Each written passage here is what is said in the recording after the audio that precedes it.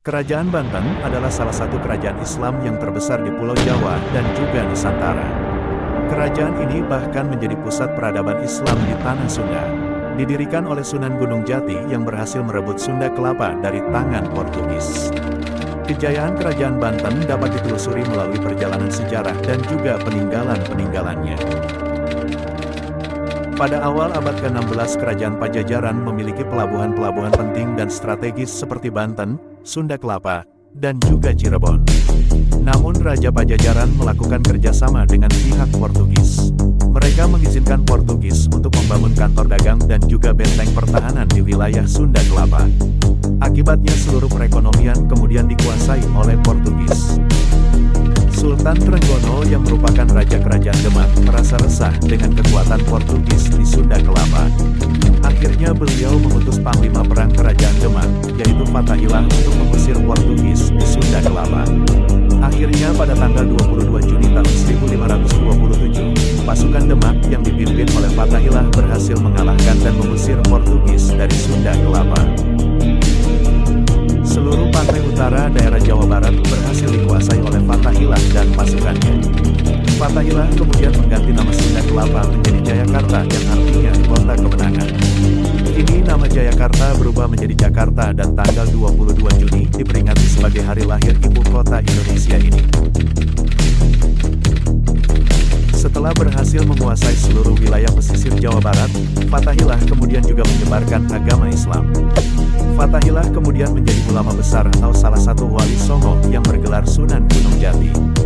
Beliau menyebarkan agama Islam di daerah Cirebon, sedangkan putra-putranya yaitu Hasanuddin diangkat sebagai penguasa wilayah Banten dan Pasarian menjadi penguasa Cirebon.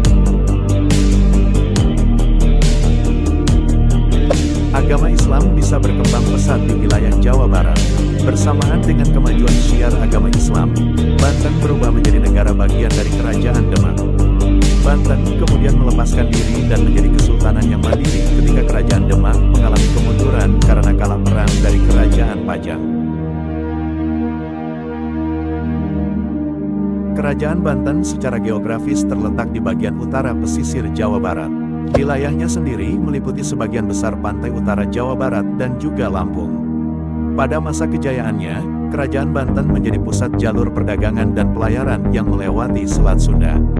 Apalagi ketika Selat Malaka dikuasai Portugis, Banten menjelma menjadi pusat perdagangan yang besar. Sultan Hasanuddin yang merupakan putra Fathaillah menjadi Sultan pertama Kerajaan Banten. Pada masa pemerintahan Sultan Hasanuddin inilah Banten berhasil memperluas kekuasaan wilayah sampai ke daerah Lampung. Setelah wafat pada tahun 1570, kekuasaan diteruskan oleh Maulana Yusuf, tahun 1570 sampai tahun 1580. Pada masa Sultan Maulana Yusuf inilah Banten menduduki kekuasaan Kerajaan Pajajaran di tahun 1579. Para pendukung setia Kerajaan Pajajaran yang tidak mau menganut agama Islam kemudian menyingkir ke daerah pedalaman Banten Selatan dan kini dikenal dengan suku Baduy. Pada masa ini pula para petinggi bangsawan Sunda menganut agama Islam. Kerajaan Banten berhasil mencapai kejayaannya pada masa pemerintahan Sultan Ageng Tirtayasa tahun 1651 sampai tahun 1682. Pada masa ini, Banten menjelma menjadi kesultanan Islam terbesar di Nusantara. Sultan Ageng Tirtayasa sangat menentang kekuasaan VOC di wilayahnya, sehingga saat itu Banten dianggap sebagai saingan dan musuh besar VOC. Kerajaan Banten mulai mengalami kemunduran ketika putra Sultan Ageng Tirtayasa yang bernama Sultan Haji berkuasa. Sultan Haji yang lebih condong memihak VOC meminta bantuan penjajah ini untuk menjamin kekuasaan ayahnya. Sejak saat itulah Banten menjadi kerajaan yang mulai dikuasai oleh pemerintah Hindia Belanda.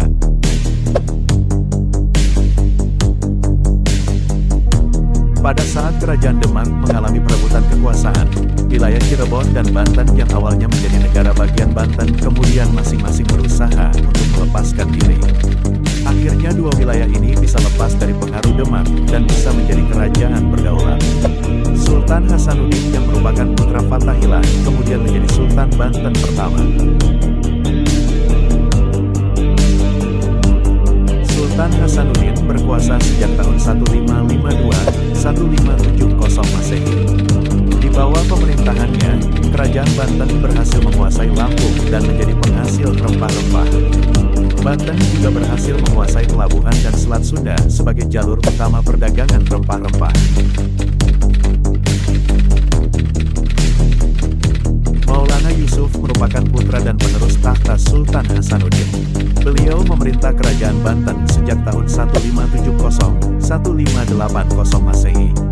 Pada masa pemerintahannya ini, Kerajaan Hindu-Pajajaran berhasil ditaklukkan dan para pengikut setianya melarikan diri ke pegunungan di wilayah Banten Selatan. Pangeran Ratu atau Abdul Mufakir.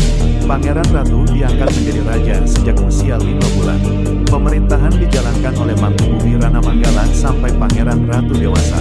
Pada masa pemerintahannya ini, tahun 1596-1651, pertama kalinya Belanda pemimpin Cornelis de Houtman mendarat di Banten, tepatnya pada tanggal 22 Juni tahun 1596.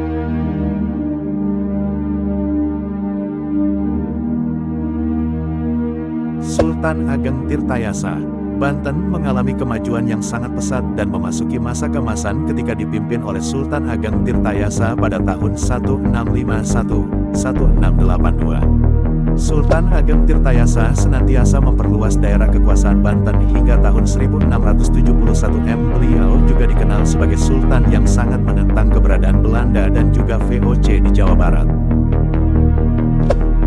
Kerajaan Banten juga meninggalkan beberapa peninggalan bersejarah yang tidak berbentuk bangunan.